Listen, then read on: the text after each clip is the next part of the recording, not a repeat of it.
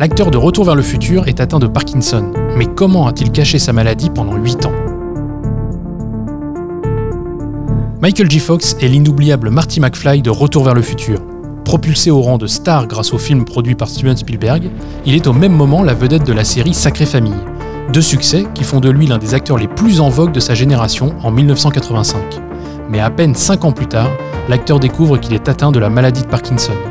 Et si son état de santé est aujourd'hui rendu public, l'acteur a réussi à le cacher pendant des années et nous n'y avons vu que du feu. Comment a-t-il fait pour dissimuler sa maladie? That's when I noticed my pinky. Auto-animated. Tout commence un matin de 1990. Michael J. Fox se réveille après avoir pris une cuite monumentale avec son ami Woody Harrelson. Et il constate que son petit doigt tremble. Ce qui n'est qu'une anomalie se révèle finalement récurrent et le verdict médical tombe. L'acteur, au sommet de sa gloire, est atteint de la maladie de Parkinson. Il n'a alors que 29 ans. Parkinson est une maladie neurodégénérative incurable qui détruit les neurones impliqués dans le contrôle des mouvements.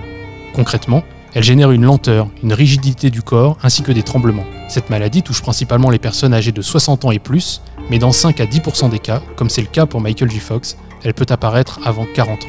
Malgré l'apparition de ses premiers symptômes, l'ex-héros de Teen Wolf va continuer à travailler, tout en atténuant ses tremblements grâce à des médicaments qui boostent sa dopamine, qui est en baisse constante depuis qu'il est atteint.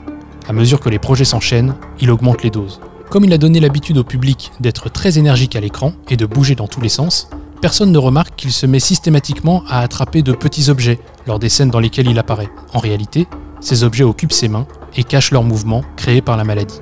On le voit alors tenir un téléphone, un dossier, un journal, un paquet cadeau, une enveloppe, son manteau, sa propre main, voire même mettre la main sous sa veste. L'acteur fait tout pour cacher sa maladie et préserver sa carrière. En parallèle, croyant fuir la maladie, Michael J. Fox se réfugie dans l'alcool. Suite à plusieurs échecs au cinéma, il revient à la télévision pour tourner Spin City, une sitcom qui va hélas le voir toucher le fond. La série, dans laquelle il joue l'adjoint au maire de New York, est un succès, mais son état de santé empire. Il est toujours obligé de cacher sa main, mais le reste de son corps commence lui aussi à manifester des symptômes. Il souffre le martyre. Cette situation intenable le conduit à rendre sa maladie publique en 1998 et à quitter la série pour s'entourer de ses proches. Parmi eux, sa femme Tracy Pollan, elle aussi actrice, qui a renoncé à sa carrière pour s'occuper de son mari. Ils s'étaient rencontrés sur le tournage de Sacrée Famille en 1986 et avaient joué ensemble dans Les Feux de la nuit. Elle reste encore aujourd'hui son plus grand soutien.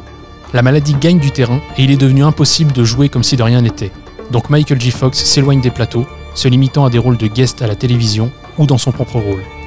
Il trouve tout de même la force d'apparaître dans The Michael J. Fox Show, inspiré de sa propre vie, puis The Good Wife et The Good Fight, dans lesquels il joue un avocat ayant des gestes incontrôlés, ce qui lui permet d'être lui-même.